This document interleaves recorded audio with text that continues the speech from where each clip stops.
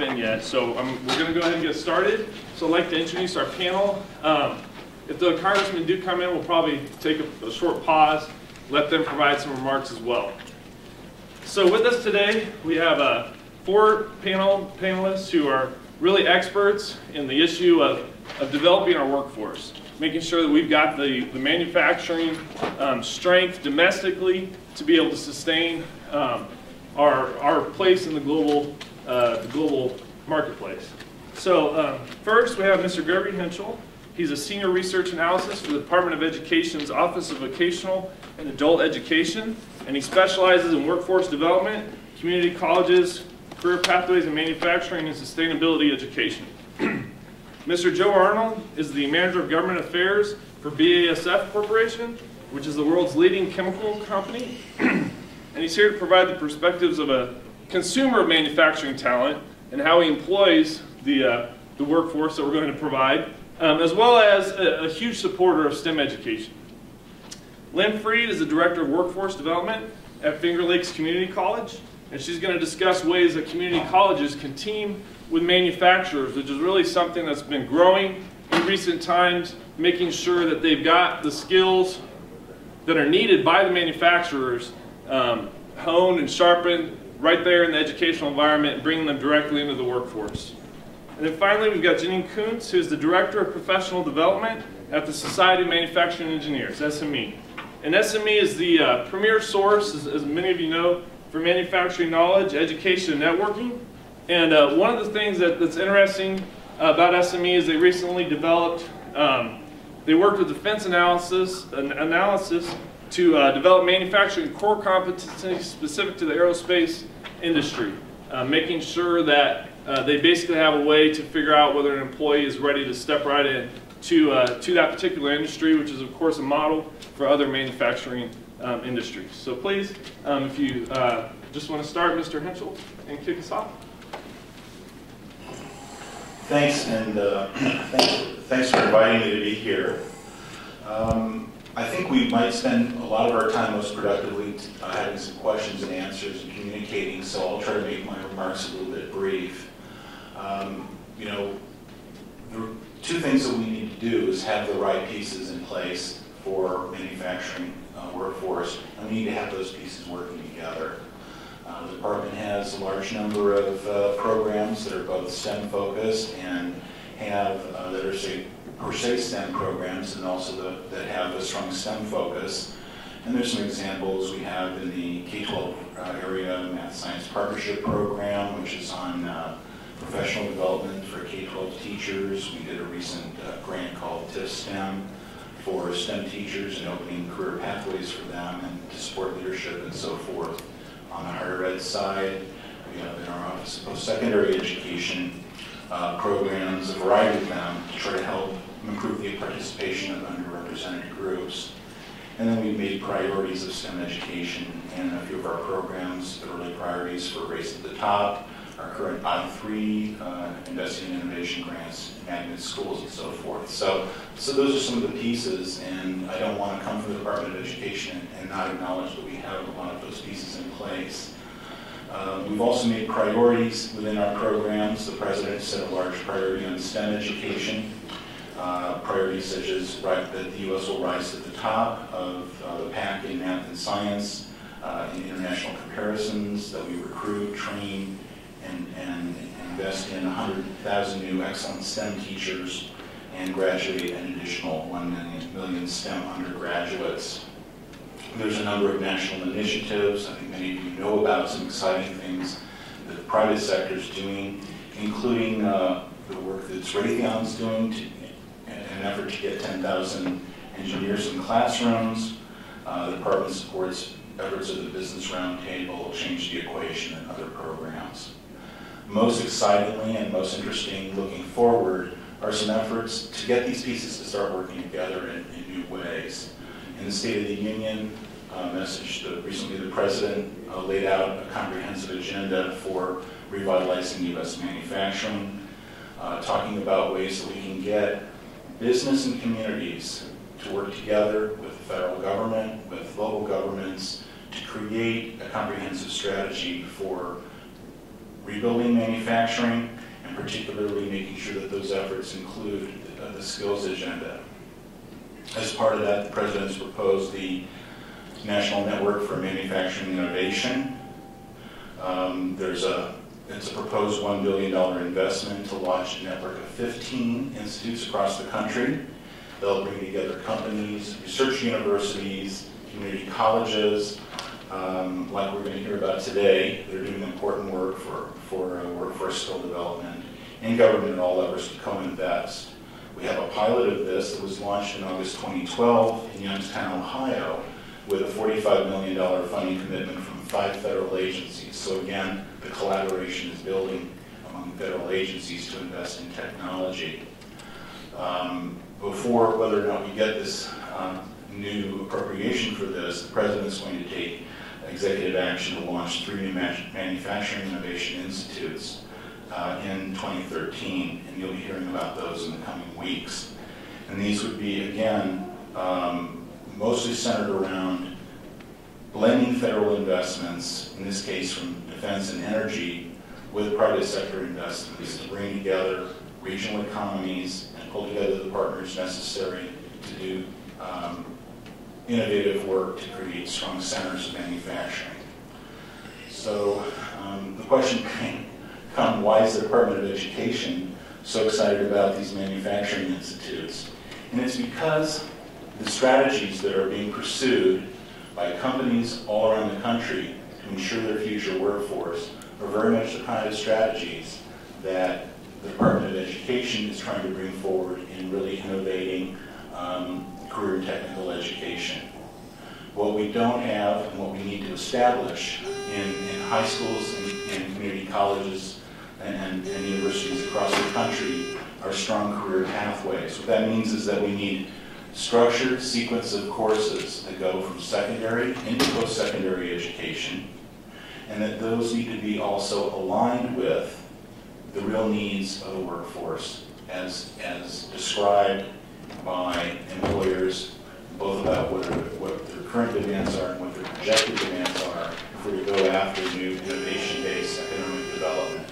It means that we need to have the strongest science, we need to have good product development, and we do have that in the country.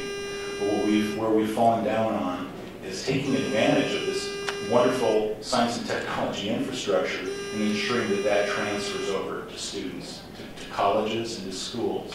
So we need these sequenced programs where students can get interested, move into it in secondary school, and come out with both high academic content learning as well as strong marketable career credentials, or to be on the track to attaining those. There's some features of that are key to mention. We need to make sure that college school teachers and faculty are working together, and that work together creates integrated career and technical content for the students so that they're attaining their high academic content skills while they're pursuing a contextualized education. And we talk a lot about STEM, but mostly what we mean in school is S&M, science and math. But what we don't do is enough T&E, technology and engineering. And the T&E implies context-based learning. That's the science and math in a particular context, and that's very consistent with the vision for career and technical education.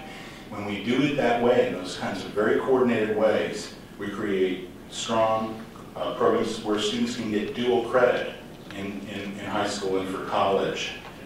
Another key feature is that we need to make sure that what we do, although these features we think are in common, we need to make sure that at the local level, state and local administrators have the flexibility to design the programs to make sure they align with the needs of their workforce and with the demands of companies in their region.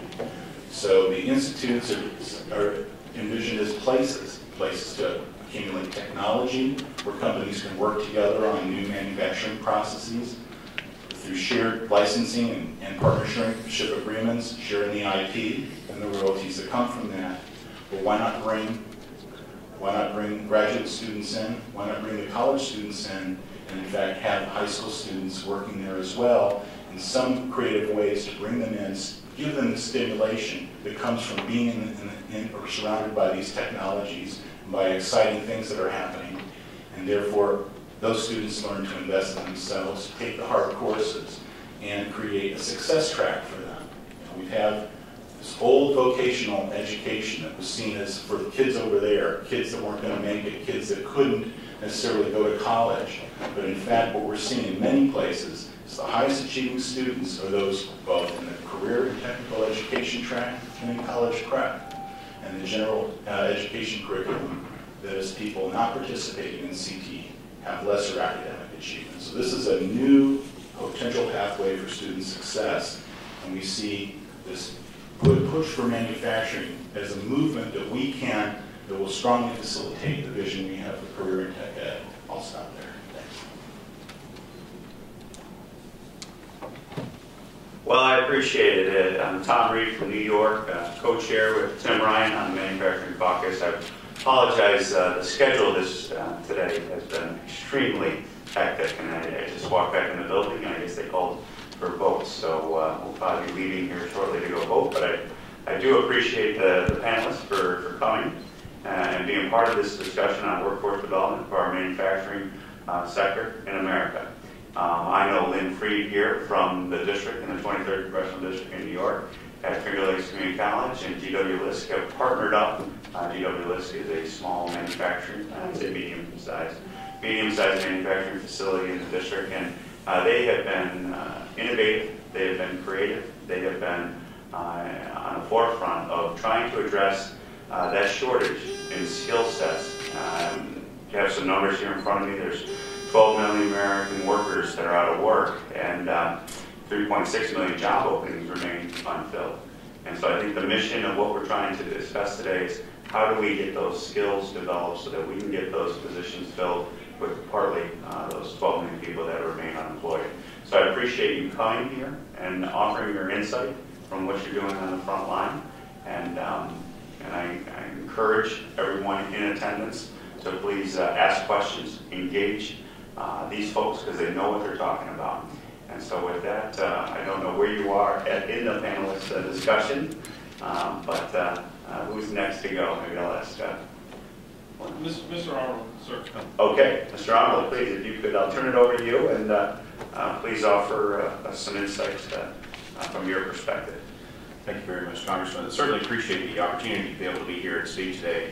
My name is Joel Arnold, and I am the Manager of State Government Affairs for the Gulf Coast states for BASF, the world's largest chemical company. Our largest concentration of manufacturing sites in the U.S. is in Texas, and that's where I am based. I really today wanted to talk to you about the problems that we have at one particular site along the Gulf Coast, and that's in Freeport, Texas. You know, we back in 2005, we got a glimpse into the future. The Gulf Coast was ravaged by hurricanes, and not only did individuals and small business lose their buildings and saw a great amount of damage done to their businesses, but manufacturing did as well, and our plants were damaged when these storms came through from Texas all the way to Florida.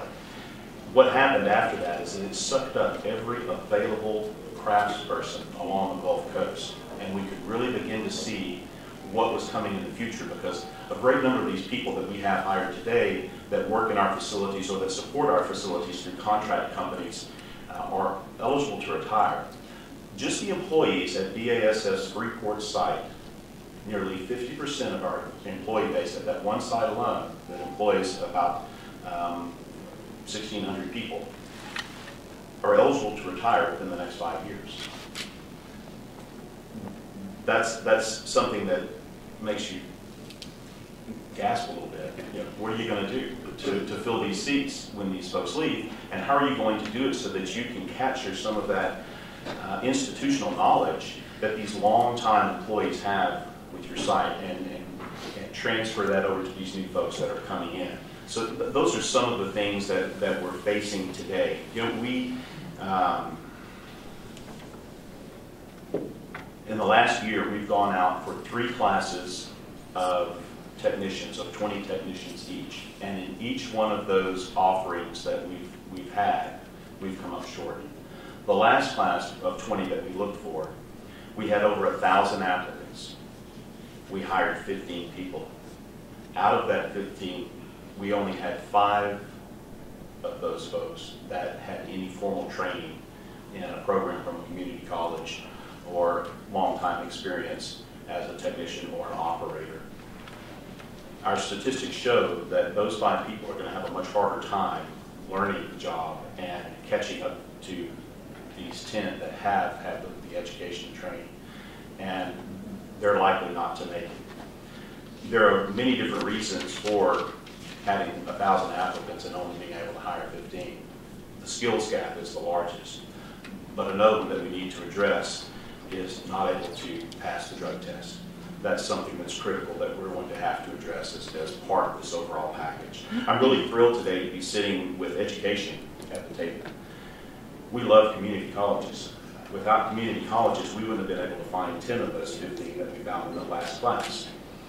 BASF donated over $1 million to Brazosport Community College in Lake Jackson, Texas, to build the Process Technology Center. Once the Process Technology Center was built, we came behind that with scholarships, mainly focused at high school students, so that they could earn dual credit in their senior year of high school in Texas while going to the community college. One of the stories that my manager at Freeport site likes to tell is about a student that graduated high school, didn't know what he was going to do, floundered for about a year, went back to the community college, took the course, passed, and got his first job. And his professor told him, when you get your job, you come back and buy me a beer. So he came back to the professor and said, I have my first job, I'm going to work at BASF, but I can't buy you a beer because I'm not 21 yet. This guy's making $100,000 a year at our facility in Freeport, Texas. For every engineer that we hire, we need 5 to 7 technicians to support that position and to run that plant. We can't find those people right now. We won't be able to sustain our operations, and we certainly will not be able to grow our operations if we don't address these needs quickly. We have a shortage in welders. We have a shortage in pipe fitters. We have a shortage in mechanics and machinists. It's across the board. If those folks aren't there to build these plants for us, then we're not going to be able to expand. There's over $15 billion worth of investments that have already broken ground in Texas just because of shale gas. Shale gas is the savior to the chemical industry.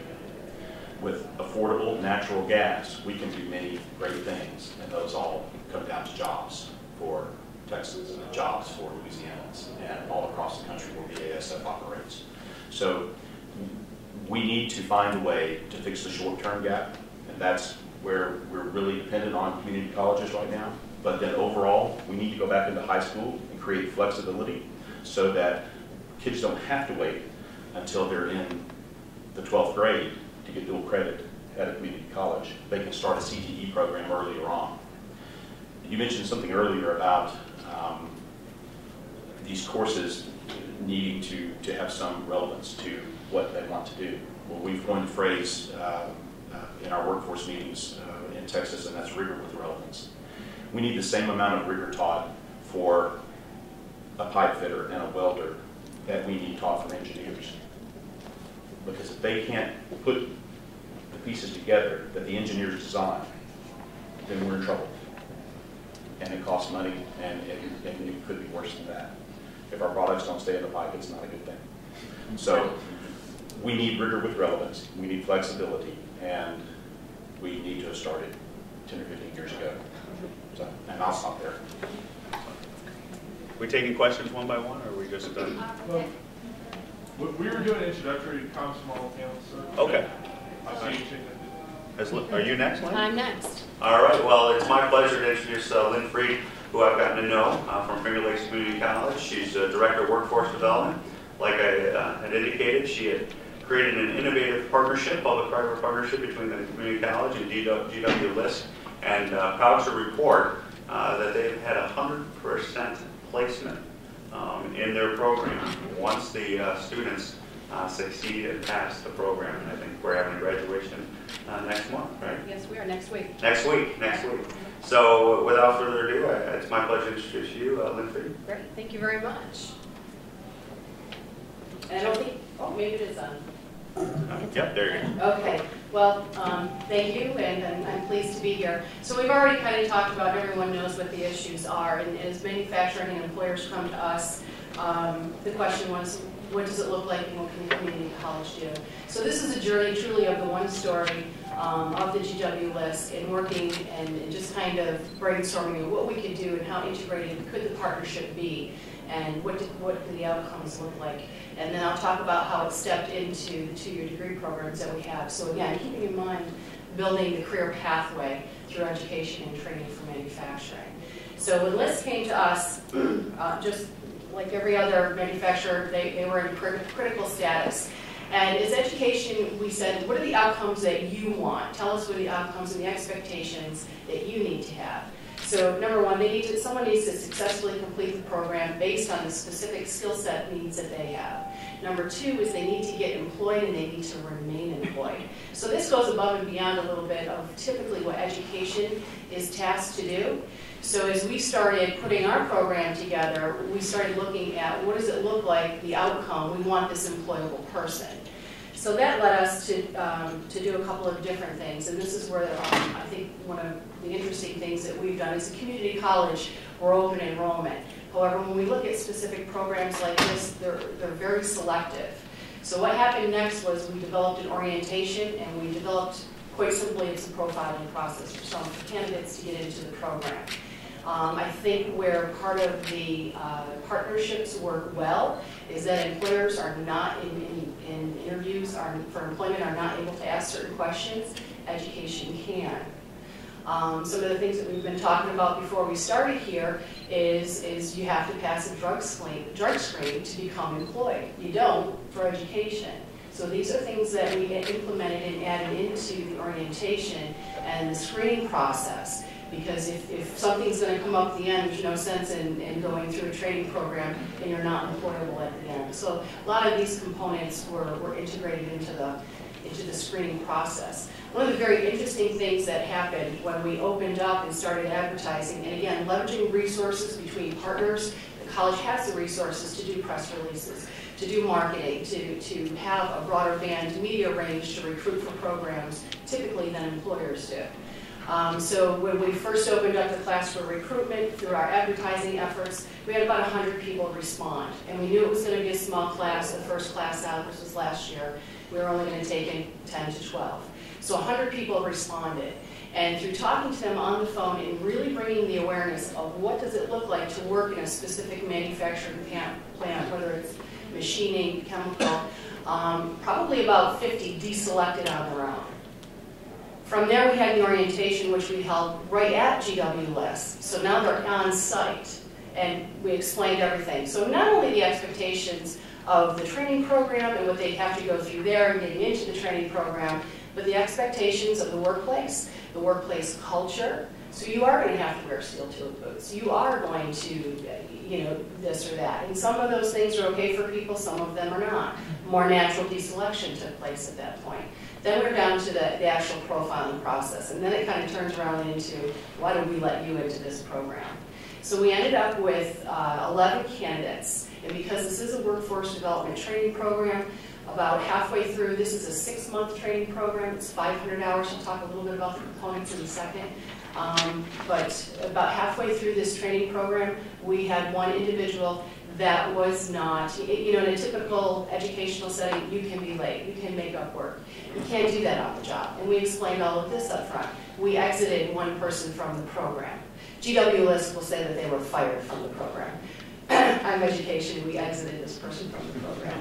So at the end, we had 10 successful folks going through the program. They were all hired by the time they were graduated. It literally took less than 2 weeks. GW List, of course, had their own needs, so they put out applications or proposals for the folks there, and then we called other employers in the local area, and they were all hired by graduation.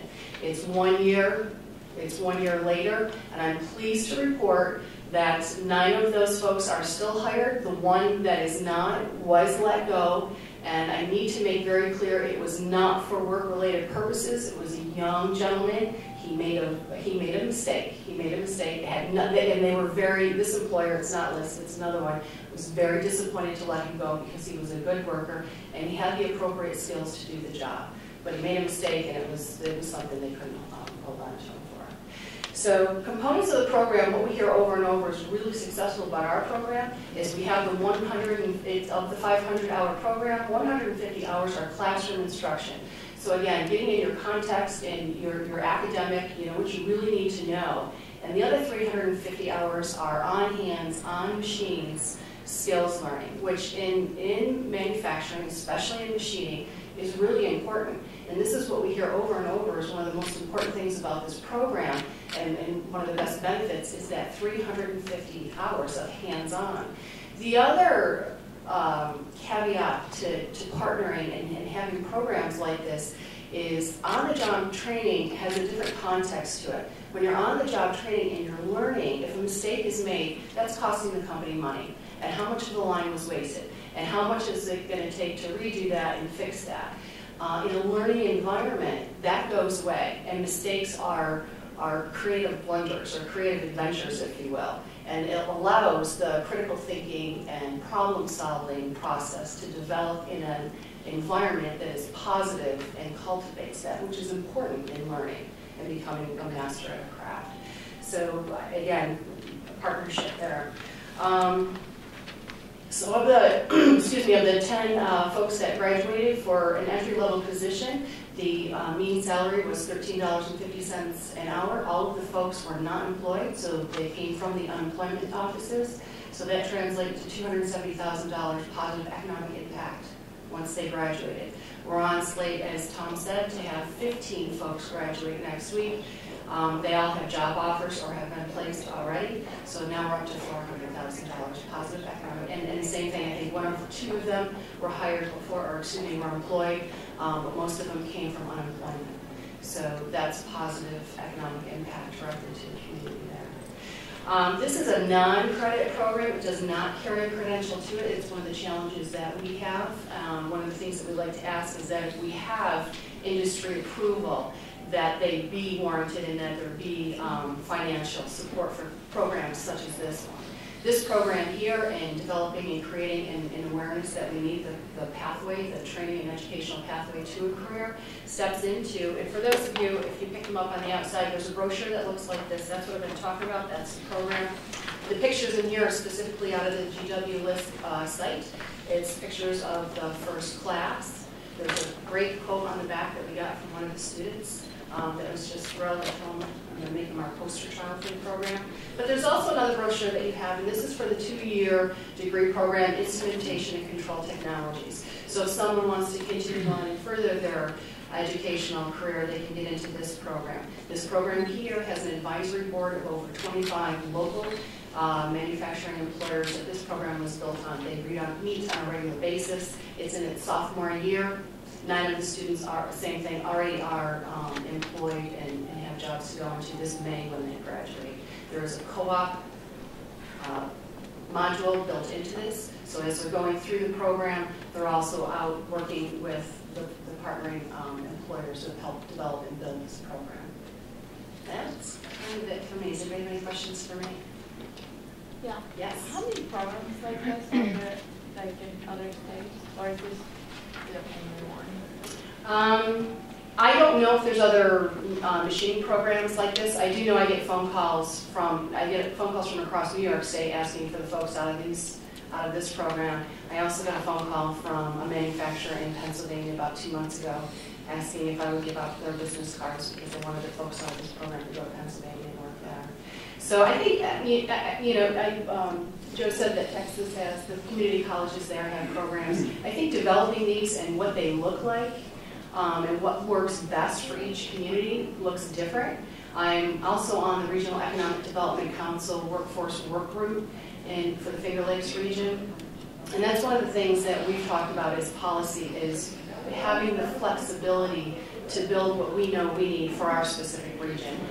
Finger Lakes Community College, we're a small to medium-sized college, but the larger community colleges such as MCC, they have different needs, and we need to be able to flex. Even though we do work together and we do collaborate, it looks different. Thank you. Yes? I was curious, do you actually do a drug test of students? We do drug test the students. That's done through lists. So as we go through the screening profile process, when we get down to that last handful to get into the program, list at that point is vested enough in our screening process that they drug screen that last handful. And we've had people fail it. And they've not been allowed to get into the program. And when we're using Workforce Investment Act dollars, that's saving taxpayer dollars. And again, somebody does not get into a program that they're not going to be employable afterwards. And one more quick, I'm sorry, Chief. I was just going to say, we were going to save Q&A till the end, but I just want to make sure we get through all the introductory remarks. So Ms. Kunis, did you want to finish up the panel, and then we'll open up for Q&A. Thank you. Yes, thank you. And actually, it was probably good to follow a number of you, because a little bit what I'll be presenting is kind of a summation of what we see, because at the society we work across the country with education and industry. So we kind of get a chance to see a little bit more at an aggregate level sometimes what's happening. So I wanted to just spend a little time on who is the Society of Manufacturing Engineers. Some of you may be aware of us, but we've been around for 80 years. A nonprofit organization out of Detroit, Michigan, but we do work nationally. And basically, our core purpose and mission is to advance manufacturing. Many years ago, we realized, though, to do that, we certainly had to focus on the next generation. So we expanded that to not only our purpose of advancing manufacturing, but attracting the future generation. And about 30 years ago, we set up an education foundation, and a number of us have just talked about that, and Joe, you talked about the K through 12. So we focus on the image of manufacturing with the youth. We focus on getting them into building things, seeing how it's cool, looking at the image of manufacturing differently than it was maybe 20, 40 years ago. And we understand that the connection between the building of a talented workforce for us to achieve economic progress, to achieve strong communities, innovation. And recently, Deloitte released a report that I thought was very interesting. Some of you might have seen this. But we certainly thought it really reinforced kind of what we stand for, and I think a number of people on this panel do as well, which is that the #1 indicator of a country's competitiveness was access to a talented workforce. It was #1. It was about cost of labor. It was about taxes, trade issues. It was the access to a talented workforce. And that mapped very well to how we approach our mission and what we try to do, which is building the infrastructure, which the infrastructure is what Finger Lakes, certainly the Department of Education, and companies are doing, but it varies across the country. There's many companies who've had to, either during the recession, they limited maybe their training operations, their training department, and they're having to revamp that back up. So it's about building that infrastructure not only in the education system, but also within the companies themselves, in order to build the workforce, grow the company, and ultimately build the community. And so at SME, one of the things that's a little bit interesting about what we do is we're not only working with industry, but we work with education. And you can kind of see there we're working in the high schools, in the community colleges, the career tech programs, universities. We're even down a little bit in the middle school.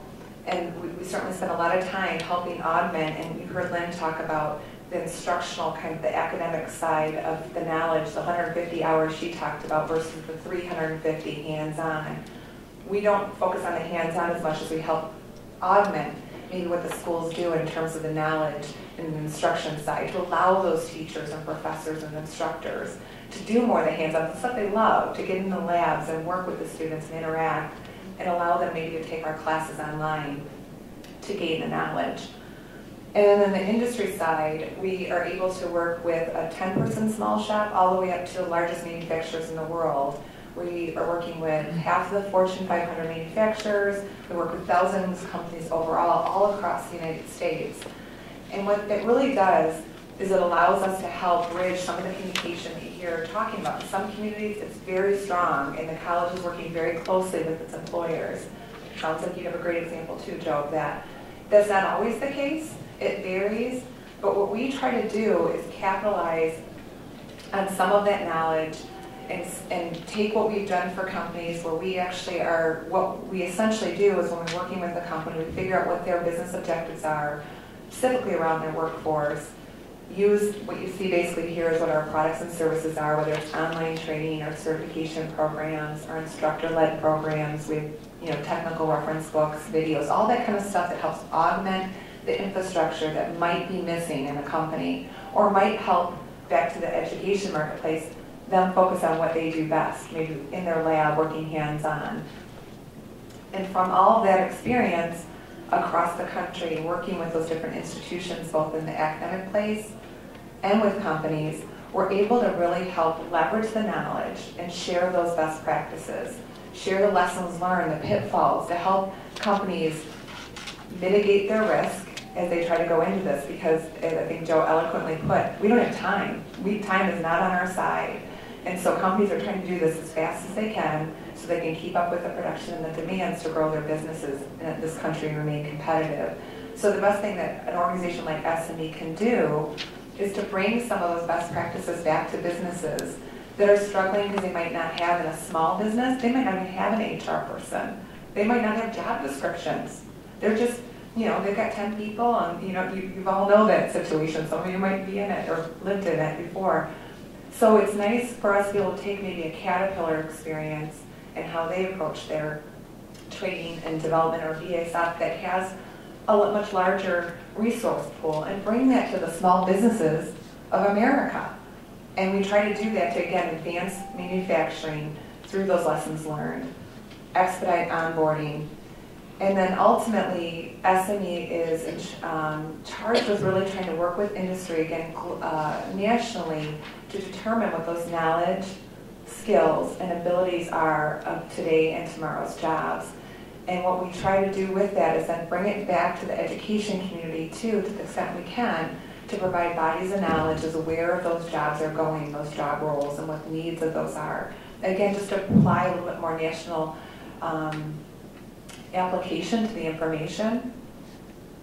And overall, this kind of work we do, we tend to sometimes we look at it nationally and then we realize we have opportunities, you can kind of hone in on a local level. And we have some great examples where we've realized in communities we're working with, let's say, a career tech education program, the high schools that are the feeder into the community college that also happens to be using, let's say, our online courses.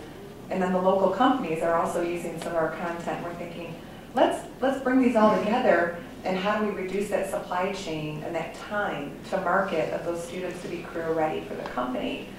And we have these great stories in Muskegon, Michigan, where the career tech program and the community college, the students are able to use our courses and take the classes so that their first semester is already complete by the time they go there. They don't have to pay for it because they're getting that articulation credit. And again, the goal is to make sure they're career ready with the knowledge, skills, and abilities they need for employment, and also do it as fast and efficient and effective and high quality as possible.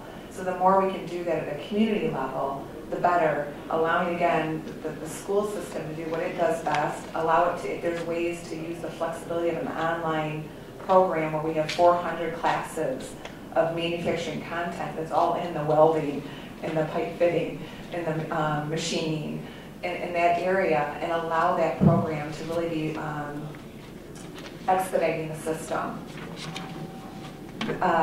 One thing I wanted to point out here that I know the schools, and certainly the high schools and some of the comments we get from the community colleges, the same classes we have online that we put in the high schools, as an example, is the same classes that Harley-Davidson are using with us, Caterpillar, Boeing, General Motors, Chrysler.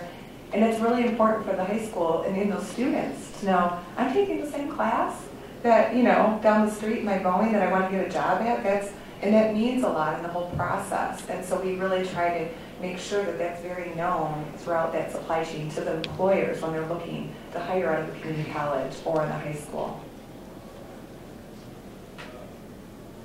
One other example I'd be remiss because it's not too far, obviously from here, is the state of West Virginia, I think, has a great program where they actually bought a license to our online content to augment their high schools, and they've been doing it for a number of years.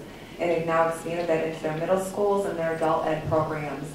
And again, what we're trying to do is unwrap any corporate relationships we have to kind of, again, bring and bridge, like what Finger Lakes does, bringing that relationship together we talked about earlier with corporate and with the academic market. So just wanted to spend a couple minutes, I'll go through this pretty quickly here, on how some of the companies are responding. Since we work with thousands of them, there are some, as we said, every situation is unique, but there are some interesting things that we've noticed quite a bit of. And one of those is the needs, again, if we go back to being a competitive country and a competitive company, even if you're competing internationally, ultimately we know that cross-training of our people is important for more flexibility and agility. We have a client that we're doing 5,000 people in a union environment where we're trying to consolidate 38 different job functions and turn them into 3 under mechanical, electrical, and tool and die. So taking 38 into 3, but was allowing them, so one task that used to take 10 people to touch it was able to have 1. And what we did is we built what was the competency for the role, and then we developed an assessment to have everyone use the assessment to figure out what their individual training plan should be to be competent in that one consolidated job. And it's been a great way of providing the company a lot more agility and flexibility in its workforce, which it needs to be competitive and cost effective. Another one is we're seeing a number of companies that maybe had seniority-based advancement for promotions in their workforce, and they were realizing that again wasn't making it the most competitive for them. Well, certainly seniority, the person who's most senior could be the most qualified. It's not always the case. So companies are now going more towards competency-based promotions, which means who's the most competent, and it might be the new hire or somebody who's not employed there. But what that requires is a lot of shift for companies.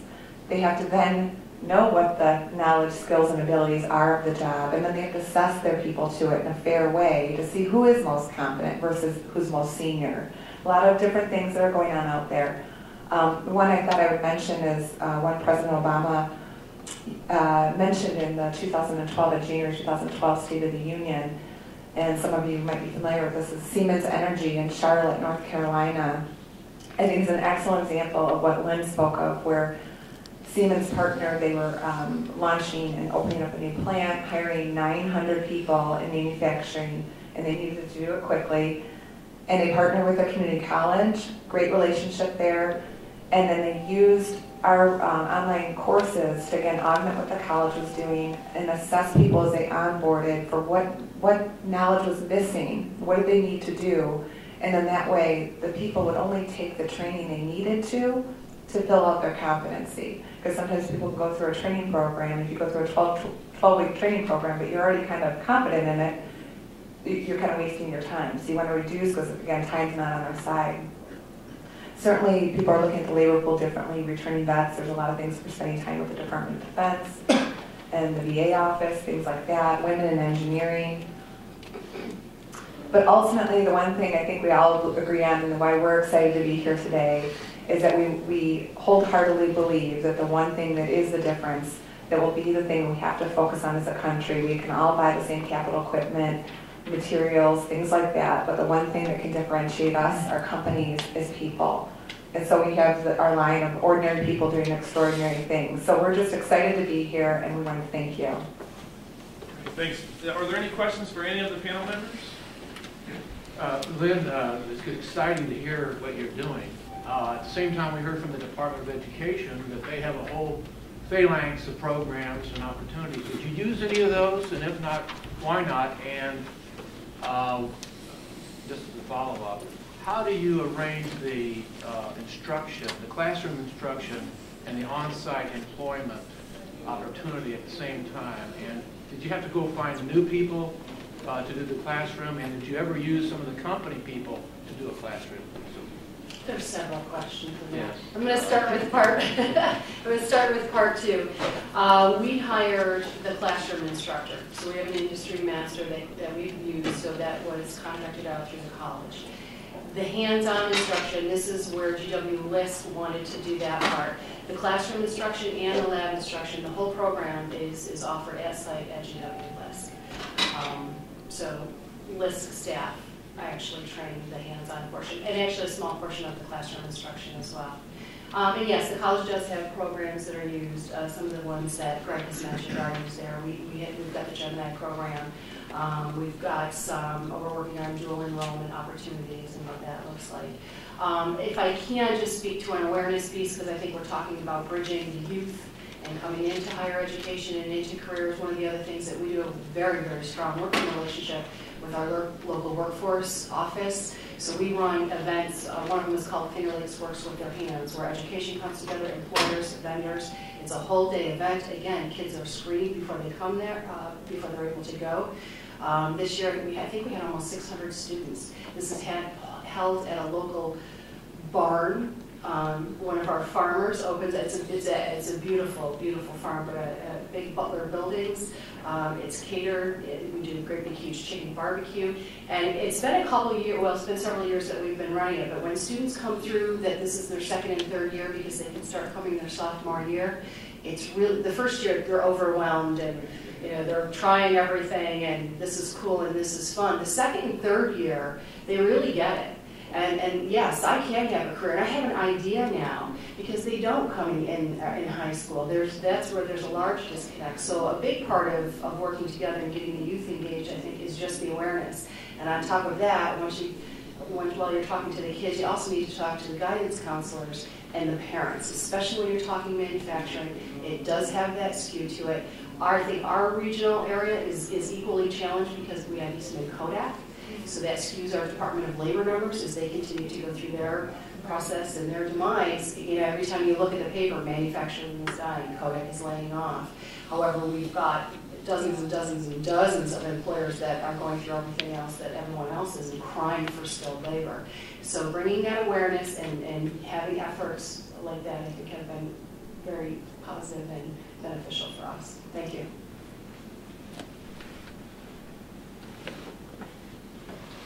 You talked about the shift in the workforce demographic towards the older worker and being able to retain some of that institutional knowledge. And rightly so, we focus a lot on the younger individual coming into the workforce with training programs and everything that we've been talking about today. But what about the older workforce, retraining the older workforce? They're working longer, and you want to retain them and also get more productivity out of them, either the same productivity as a younger worker or productivity that's commensurate with their higher incomes, which are their higher wages, which is usually the case with an older worker. So there seems to be an opportunity there that, and even though I know there's a lot of talk and statistics about it, I don't see a lot of movement at that end of the workforce. There is an opportunity there, and we like the older worker because you don't have to teach them the soft skills that you have to teach the younger workers, like you mentioned, showing up on time, coming to work 5 days a week instead of 4, 3.5. They are good workers, and a lot of the people that we have going back to the community colleges are older workers that were displaced from a job or decided on a career change. A friend of mine ran a small business for many years. The hurricane wiped him out. He went to the process technology course at Lamar Institute of Technology, and at 42 went to work for Total Refinery in Port Arthur. So we do hire a lot of those folks, and we hire a lot of returning veterans as well. It's difficult for us to know exactly what skills the veterans have, and that's something that we're working with the National Association of Manufacturers and the Institute of Manufacturing in translating the codes for those skills from the military over into, oh, well, you have a B-23, but that means you're a welder. So that's kind of difficult, and it costs us a great deal of money to do that, but it's something that we're willing to spend the money for because they too have the work ethic and the leadership skills that we need to hire immediately. And those types of employees tend to stay with us then until they retire. So we certainly like them, and I don't see a lot of other programs out there like you're mentioning, though, on a large scale, but do know that we do hire a good number of those folks. the students in our programs have been from the youth to the adult learner. For us, it's been a matter of that screening process coming in. And the Department of Labor has a really great website that translates military skills into civilian work skills.